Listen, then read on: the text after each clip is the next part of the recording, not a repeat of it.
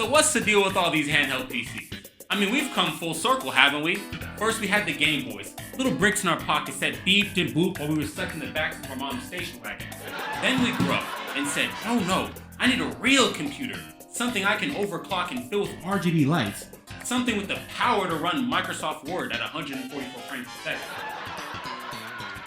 And now, we're back to holding tiny computers in our hands, except this time, they cost as much as a mortgage payment. The ayaneo Slide, the Steam Deck, the ROG Ally. What are we even doing? Is this progress, or are we just nostalgic for the days when we could play Tetris and spill soda on the buttons without boarding a $1,200 warranty? And what's with the names? Ayaneo Slide. It sounds like a space-age dance move. Hey man, you see Chad hit the Neo Slide last night at the club? Meanwhile, the Steam Deck? It sounds like something you'd find in a tugboat. Oh Captain, the Steam Deck's overheating. And don't even get me started on the ROG Ally. Ally, is this thing my friend? It's not helping me move, I can tell you that much. But here's the real kicker. We buy these things thinking we're gonna play games on the go. No, you're not playing Elden Ring on the subway. You're playing Sudoku at Starbucks because your battery life can't even last in line for your latte. Portable, sure. Practical, only if you enjoy lugging around a mini heater that screams for mercy every time you boot up Cyberpunk. Handheld PCs, they're like a novelty tie. Fun to show off, but deep down, you know it's ridiculous.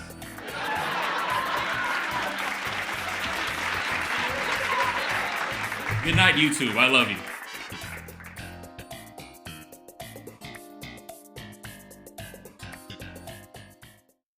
Oh, Aya. You burst onto the handheld scene in 2020, and 4 years later, you're unrecognizable from that fledgling company under Uncle A. Truth be told, I was never a huge fan of their handhelds. I used to own an ayaneo Founders Edition, but I was thoroughly disappointed after the A button randomly stopped working one day. That alone started me on the devices. But I, of course, kept up with their progress and output. They would hold these live streams and back-to-back announcements for different products, and while some looked cool, nothing was ever a real standout to me. A lot of their output at the time looked hyper-polished, all form and design over function and usability. It was also just too expensive for me to consider, especially when another model would be announced and on Indiegogo in like 3 months. Not to mention, I was rocking my LCD Steam Deck at the time, and it was a very solid performer. Needless to say, I was eating good as a handheld enthusiast. Though in mid-2023, one of their devices did catch my attention. With its bright white body and orange cream accents, this device immediately made a statement. It said, "I'm different." And you know what? This device meant it. It just looks so cool. That sliding screen, RGB QWERTY keyboard, and those intense creamsicle highlights. And just as an aside, this is by far my favorite console color scheme ever. The Nintendo New 2DS used it, and it was a marvelous design choice. We need more devices with fun colorways like this one. But even the amazing design and unique form factor cannot save this device from handheld malaise. A serious condition that renders all portable device seekers, well, bored. When the Indiegogo campaign was announced for this device, it seemed like there was a lot of hype, and then, well, the eventual release came and the slide sort of just faded off into the sunset quietly. Now, of course, some people bought it, and of course, reviewers made videos on it, but the device did not leave its mark on the community, and I can't exactly lay blame on the buyers. I mean, look at this. People weren't exactly hurting for a new device.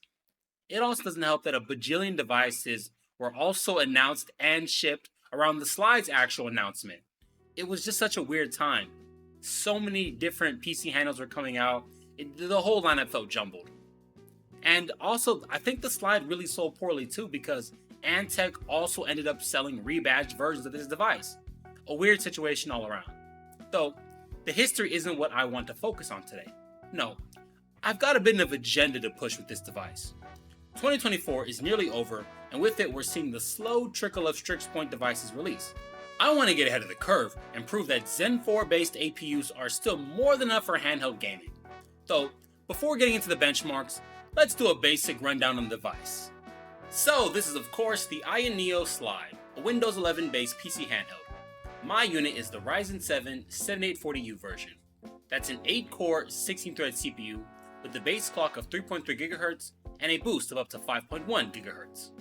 This is a 15 to 30 watt configurable part, and the device caps out at 28 watts. For storage, mine comes with a 512GB Lexar drive, and the RAM is 16GB of LPDDR5X running at 7,500 megatransfers a second.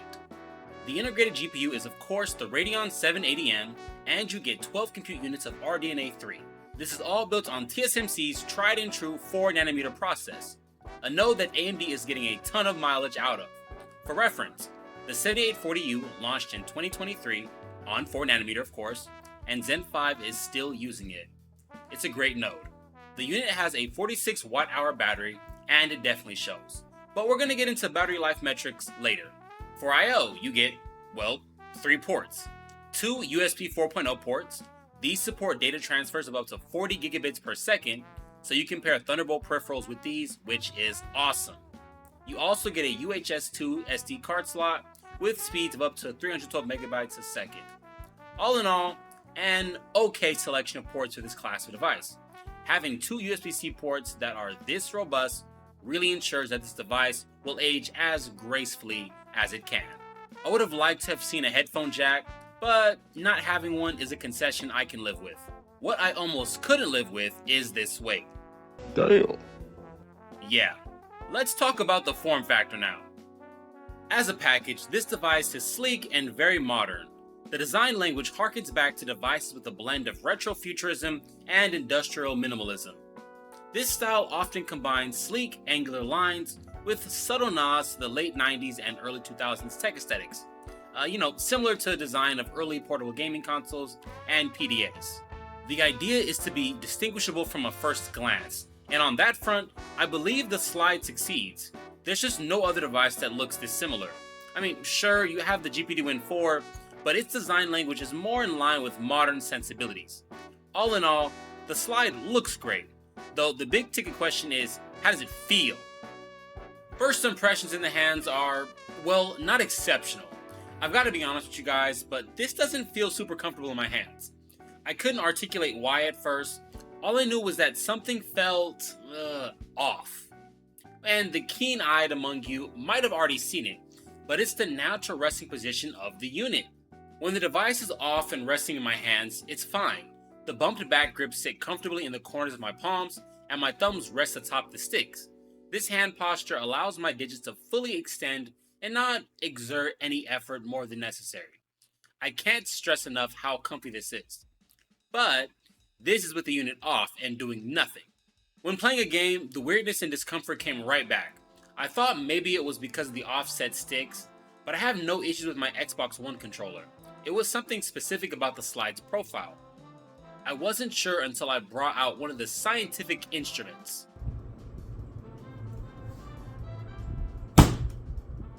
So some of you might have seen this coming, but I had to bring out my Steam Deck to compare. The Steam Deck is by far the most comfortable handheld I've ever used. No devices ever came close. And I wasn't sure why until making this review. See, the Ayaneo's problem is simple. It's small and dense. The Steam Deck OLED is the opposite. It's large but light. For the games that I play, my thumbs and by extension, my hands do a majority of the resting on the sticks. On a Steam Deck, this is no problem. I can still for the most part let them rest in this more relaxed posture, fully extended and perched on the crown of the full-size sticks. The Ayaneo has compact Switch-styled sticks.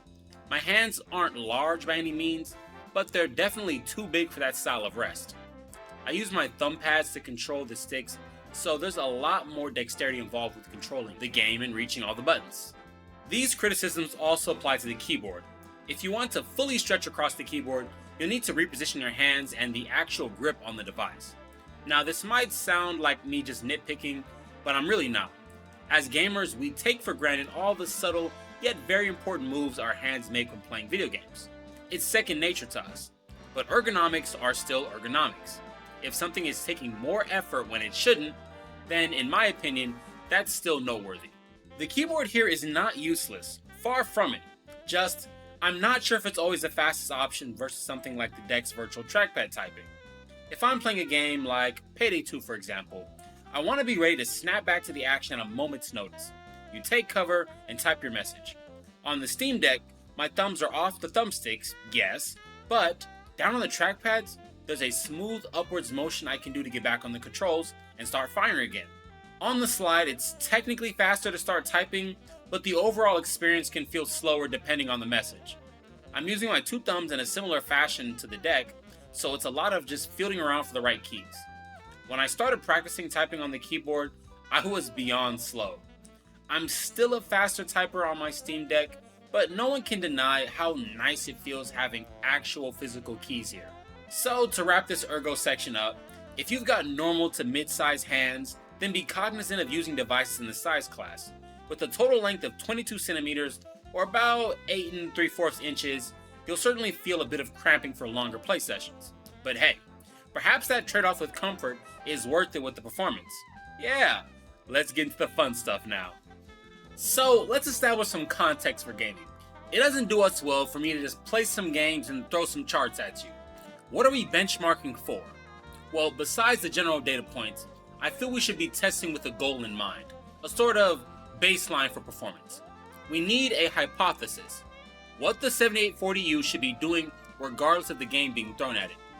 So my hypothesis is that the Ryzen 7 7840U will achieve playable performance in all benchmark games at native resolution using medium settings or higher while maintaining power consumption under 25 watts. This is a reasonable goal for us to shoot for, especially for a device in this form factor. You want clear visuals with the screen this small, and medium settings allows you to reduce GPU load without killing the game's quality too much. Also, trying to keep everything in a power budget of 25 watts or lower will go a very long way to stretching the slide's playtime. I already have a feeling we're not going to be getting Steam Deck levels of battery playtime, but hey, let's reserve judgment. The first round of tests will be looking at everything with a 15 watt TDP limit. So, starting off with Pal World, performance under stress was lower than I would have liked. We're sitting at an average of 26 FPS, but what's more unsettling is the uneven frame times and frame pacing. The frame delivery is just horrid. For smooth 30 FPS gameplay, you want an even 33.3 milliseconds on your graph.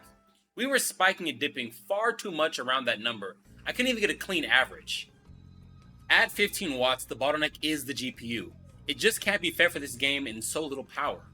Palworld is a bog standard UE5 title. They're not using any special features or leveraging Lumen or Nanite, just the default UE5.1 install, and game assets loaded in. So that default balance skews very heavy on the graphics portion, which is why our 15 watt results look so depressing. I mean, even standing still with 14 pals working will tank your averages down into the low 20s. The Steam Deck is a much worse experience though. At 15 watts, medium settings, the game becomes an avant-garde slideshow presentation. Frame times? What frame times? These are a digital representation of mountain peaks and valleys. This is one of my favorite games to play on PC handhelds, so it not being playable at 15 watts on the slide or deck just saddens me. However, let's bump up the TDP to see what sort of jump we can get in performance. So, Palworld here gets a chance to redeem itself. More power, more performance. Going up to 25 watts will give you a 33% increase in performance for this title, and battery life be damned, because the extra frames and smoother frame times, they are worth the trade-off.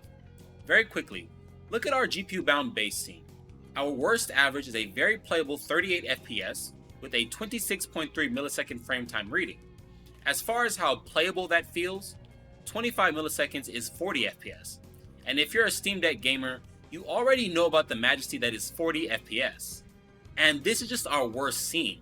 Look at us when we're fighting for our life in Godfin's turf. We're sitting comfortably with a 45 FPS average.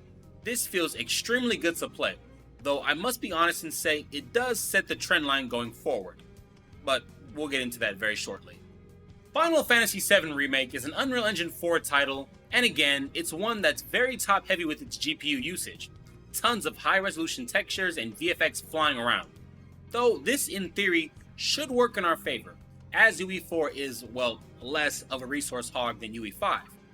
But in practice, no. I'm currently in the underground arena part of Wall Market, and the performance is abysmal. Our averages are down the drain with a stuttery 26 FPS, The frame times are of course erratic, and the engine struggles with frame persistency here. You have a few frames lingering for longer than they should, almost as if the game is locking up. It's the same behavior as with Palworld. The 780M needs more power to play this game at native resolution and these quality settings. Moving up to 25 watts makes this a much better experience. Our average is 41 FPS, with dips to the high 30s when the VFX are really heavy. For the most part, this is an awesome uplift, and again, the game should be played at this TDP level for the best balance between fluidity and gameplay. Stepping away from Unreal titles for a minute, we're looking at a great Insomniac game. I had very high hopes for this game as it does scale well on mobile chips. I figured this would be an excellent title to demonstrate Zen 4's strengths, but I ran into a snag. The slide partitions off 3GB of system RAM as VRAM, so instead of 16GB of RAM, you technically have 12. Well, 12GB is not enough for Ratchet & Clank apparently. The game gives this error and refuses to go past the start menu. I left this section in because I recommend only getting the 32GB model if you plan to play these heavier games. This is certainly a wake-up call for handheld devices using less than 16 gigs of RAM now. Aya should not have dedicated any of the system RAM to the GPU here. That was really not smart. Windows already handles the necessary uses of system RAM for programs. iGPUs do not need dedicated VRAM. I'll say it again. They don't need VRAM. They just need quick, accessible system memory. Big fumble by the big A. And here to recover the fumble is CD Projekt Red with Cyberpunk 2077. A game that thankfully seems to have scalability in its design. Well, scalability within reason. Starting at 15 watts, we can see this game is not playable at all. We are averaging 18 FPS with frame times of over 50 milliseconds. This is far from an ideal range, and it almost feels like device abuse. Our poor 7840U is starving to death, and it painfully shows. I feel no elaboration as to why this is awful is needed, so let's immediately pivot to the 25 watt numbers, which are leagues better but still not playable. We're fighting to keep a lock 30 here. Heavy alpha effects and VFX will bring our averages back into the high 20s. Not exactly the experience I was hoping for with this game. Now mind you, we are at 1080p, which is a serious stressor on the GPU, but still, I doubt any of you are going to want to play Cyberpunk like this portably, and I can't blame you. Clean visuals need tight frame rates to go with them. So, as a remedy, I pulled numbers for FSR3 at 25 watts, and the experience was much more in line with what I'd call an acceptable time. Our averages are comfortably within the 20 millisecond range, or, well, 40 FPS. So, much better, but again, it took FSR3 to get us here. Not exactly that clean native image we want. And to round off the benchmarks, we're looking at Monster Hunter Rise, a great addition to the suite as a best case scenario for performance scaling. This is an RE Engine title, and one that was developed with the Nintendo Switch in mind. It takes next to nothing to run this game at decent frame rates. At 15 watts, you're looking at an average frame rate of 62 FPS. The frame times are solid, within a range of 16.6 milliseconds and 13 milliseconds. This game's GPU load can go from fully utilized to medium utilization in a fraction of a second. It's why we're at 61 second, then 72 in another.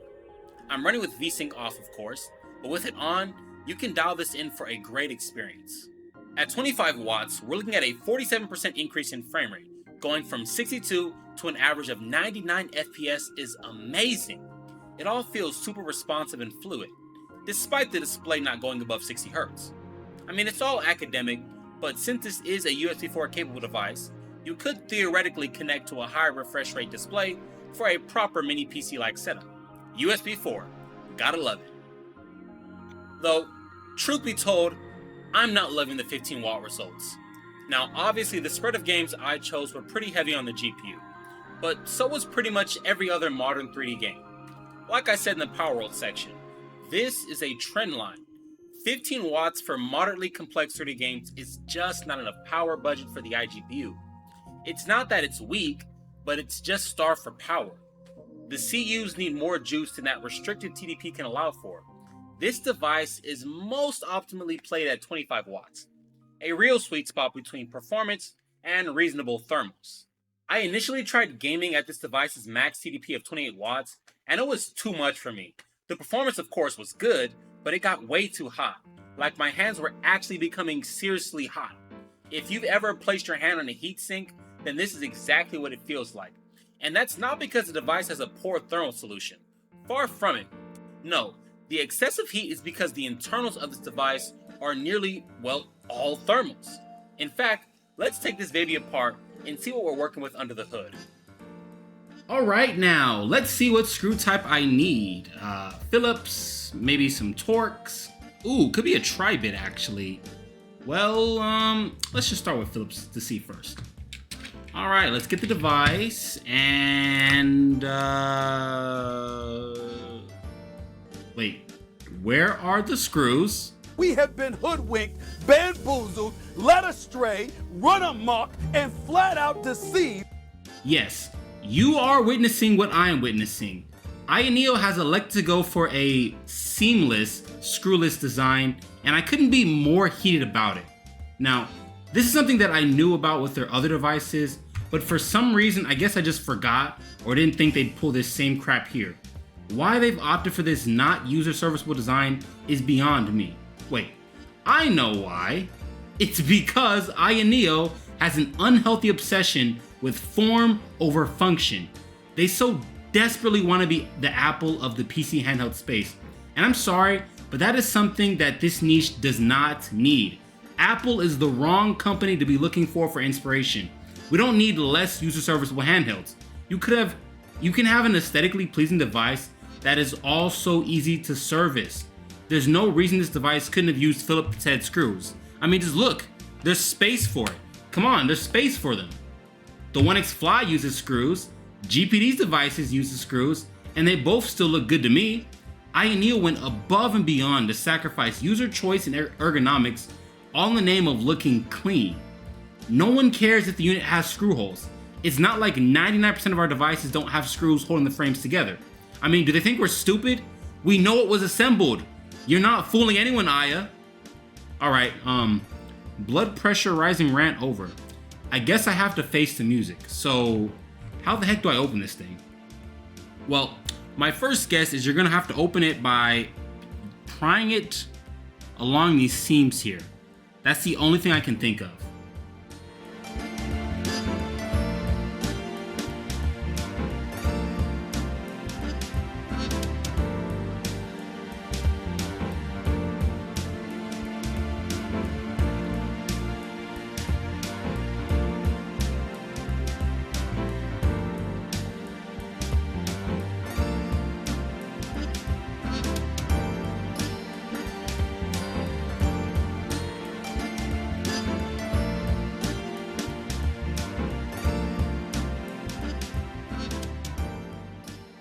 Get in there, going raw, and mess stuff up. There we go. Thank God.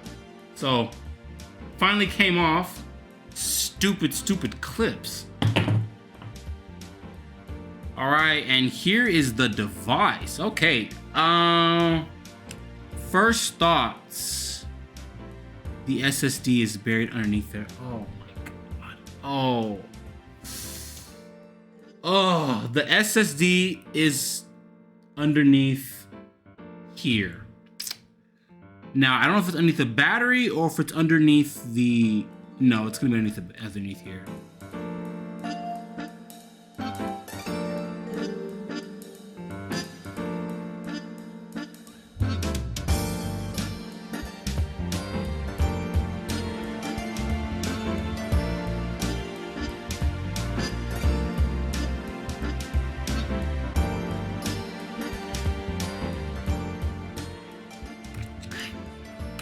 Okay, there we go.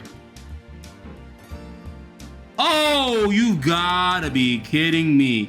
So look at that. You see that? Nothing. It's freaking nothing. Dang. Okay, let's zoom in there. I really want you to see what that is. You see that? This is an empty battery compartment. Now, I was thinking that once I lifted this up, I would have access to the rest of the device, but I don't from this side. So we're gonna put the battery back in here. I don't even know where to unplug it. Yeah, see, the cable routes. See, this is the. Let me get this. So the cable routes underneath the frame of the device. So we can't get to it from here, unfortunately. So what I'm gonna do is I'm gonna put this back in there like that. And I'm gonna let sleeping dogs lie. We're gonna zoom back out, and now I guess we're gonna attack this from the heatsink.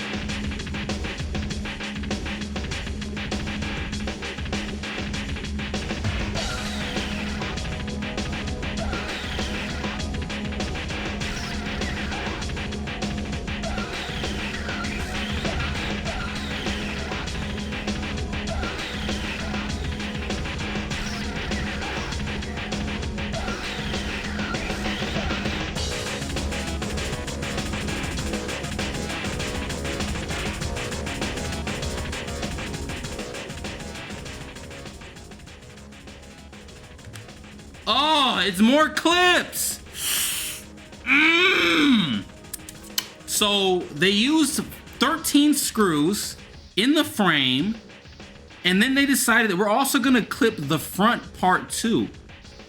I'm gonna be honest with you guys, I don't even want to take this off, because if I'm looking at this looks like this is gonna suck. Oh no, I don't want to take this off.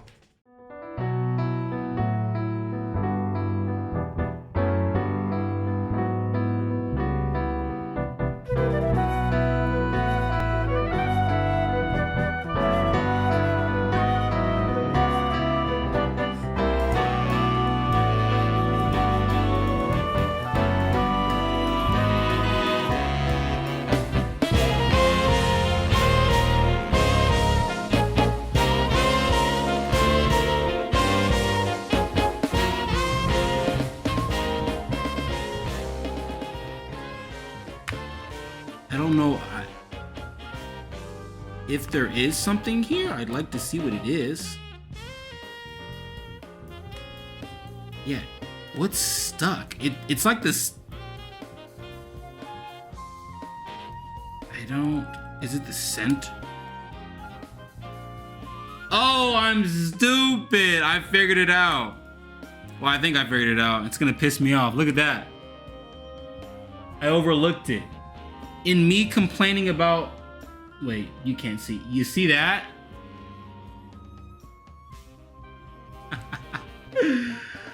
What do you think that is? Oh, I'll tell you. Warranty void if seal broken. Ayaneo. All I can do is laugh to keep from slapping somebody. Well, that and the 12,000 miles separating me from their headquarters in Shenzhen. But yeah, well, screw you and your warranty void sticker. Wow. And just like that, we have a magic. These aren't. Okay. Again, I think my brain is getting ahead of myself. Step back. Okay. First off, screw your warranty void sticker. This is not something you can just enforce in the US.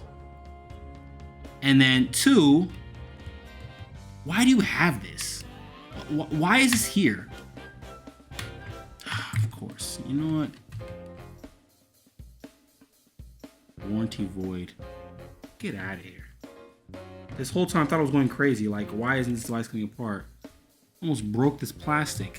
And it's because you have a warranty. There we go. It comes right off. It came right off.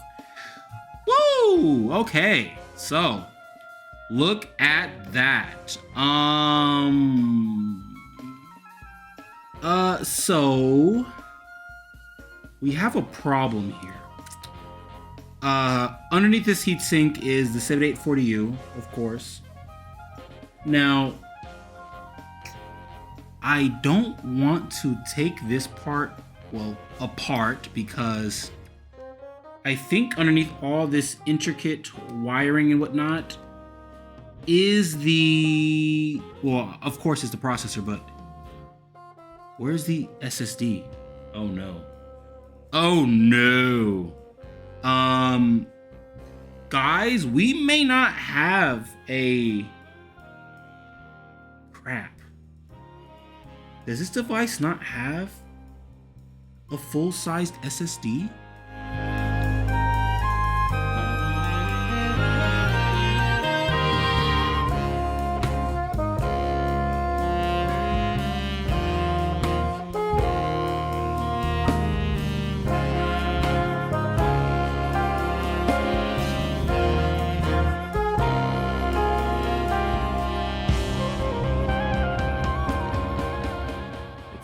Okay, so look at that.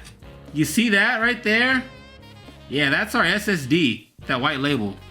There's your Gen 4 4x4 drive. 512 gigs to Lexar drive. I just want to say that that is just chef's kiss. Magnificent. And yeah, I'm not gonna take off the heatsink fully because one, it's got some electrical tape on it, and two, well, you can see the little 3 pipes in there. Yeah, if you see those little 3 black pipes, and maybe in like editing, I'll put a circle around them. Those are the heat pipes for the heatsink. So reassembly now, and this actually will probably go by a little faster than it took to take this thing apart. So yeah, let's get that going.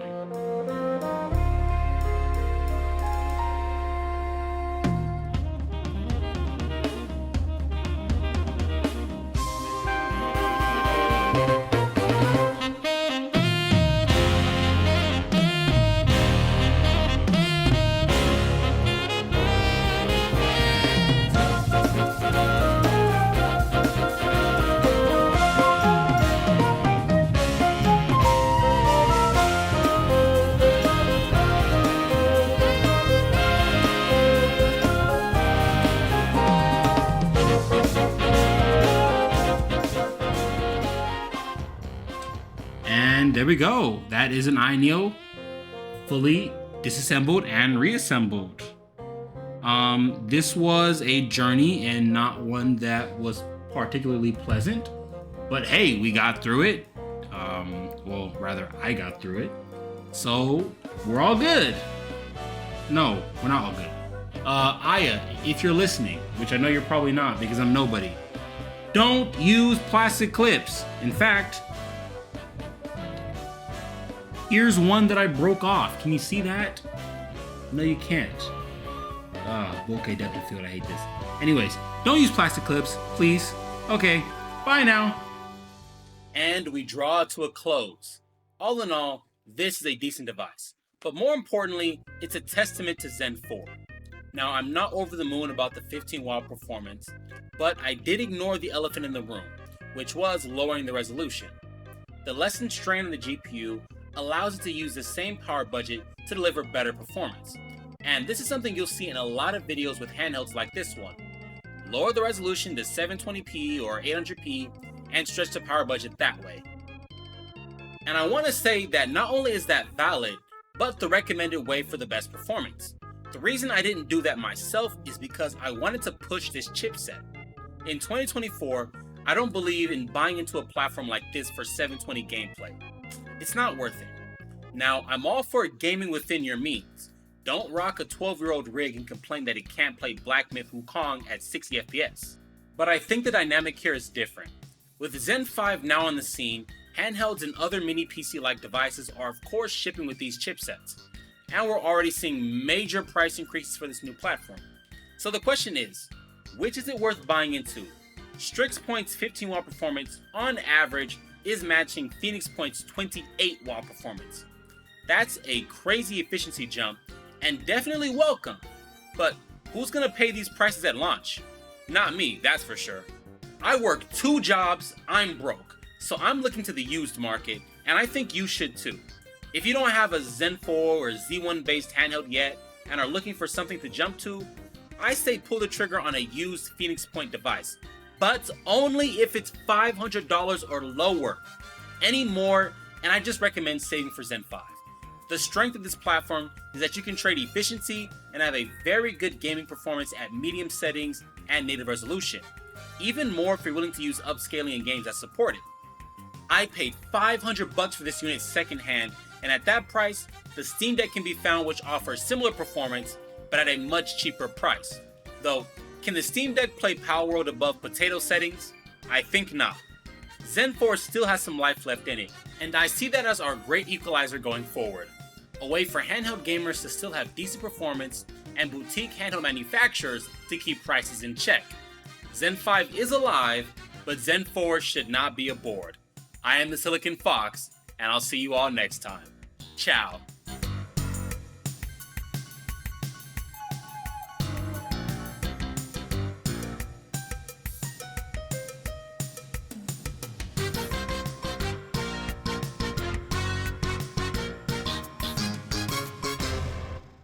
So the question is, which is it worth buying into?